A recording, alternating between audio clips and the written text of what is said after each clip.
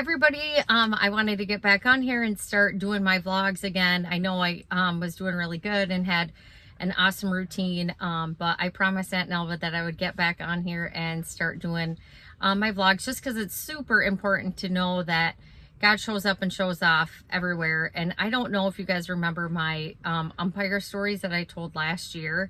But every day I pray, God, lead me where you need me and teach me and help me be a blessing and help me love someone who needs to be loved today. And so this, anyway, I was praying last year because Max, my one son, had a game and my other son had a game that I was at, and I asked God, where should I be?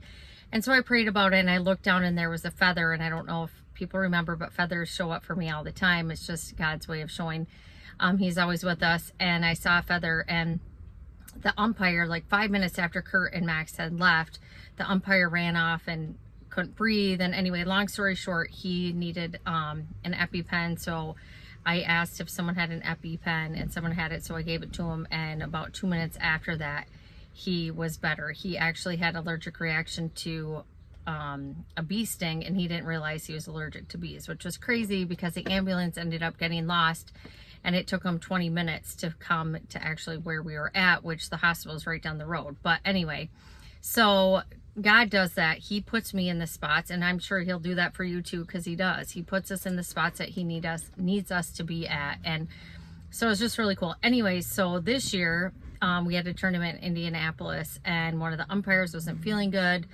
and so they had to take like a 10-minute break. So I just followed him and said, hey, are you doing okay? Do you need any water or cooling towels? So he said he needed some water and a cooling towel. So I went and sat by him in his truck and was just talking to him, asking him his history. And last year he ended up having a heart attack and had 2 stents. And I'd asked him if he was taking his medicine, and he's like, no, not regularly. And so I kind of lectured him. I'm like, listen, it's really important that you take your medicine. You know, you can close off the stents, and just talking medical stuff to him, right?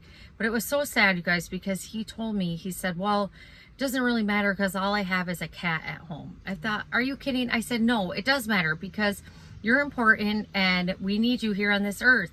And so I told him my name is Sarah and I'll be praying for him, and he told me his name was Rick. So we walked back, and it was crazy because Kurt was standing there with the opponent, the other team that we were playing against, and they're like, gosh, I hope he comes back. And you know, and Kurt's like, well, he isn't feeling very good, I don't know if he's gonna come back. They're like, well, he better come back. But I thought, how sad is that? You're so worried about a baseball game that you're not worried about a human being. But you know what, it's sad, but that's what our society has come to, right? I mean, we should be more worried about people than we are about a baseball game.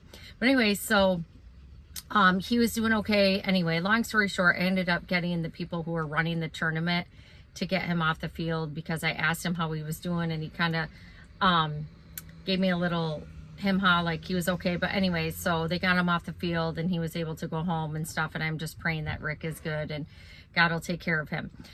So a couple ladies on Barn 45, Nicole and Lauren, are starting a Bible study called Purpose Driven Life. And I've read this book 2 other times. I read it right before Kurt and I got married. My mother-in-law Linda had given it to me, and then I think I read it about 10 years ago.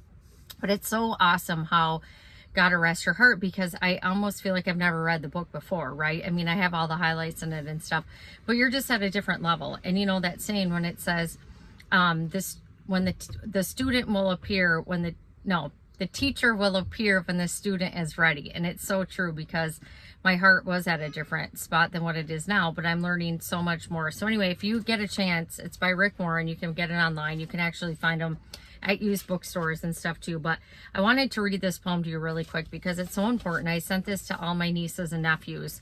And if you have kids or nieces or nephew or whoever, you should make sure that you read this to them, or make sure you instill this in them, because it's great.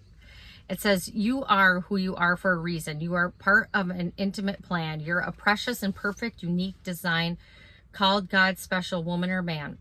You look like you look like for a reason. Our God made no mistake. He knitted you together within the womb. You're just what he wanted to make. The parents you had were the ones he chose. And no matter how you may feel, they were custom designed with God's plan in mind, and they bear the master seal.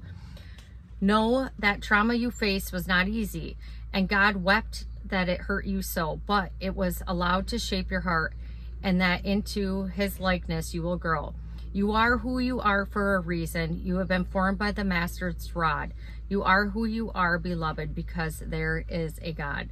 And it's so cool. My sister-in-law had given me this a couple years ago, and it's a poem, and I have it right by my mirror so I can read it in the morning. But it's so true, because you're not here by accident.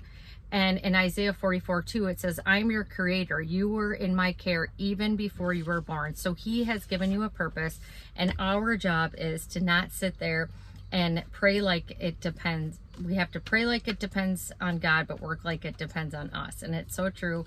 We just have to keep going out and sharing God's love, and just keep being a bright, shiny light wherever we go. So I hope you have an amazing, awesome night, and I will see you soon.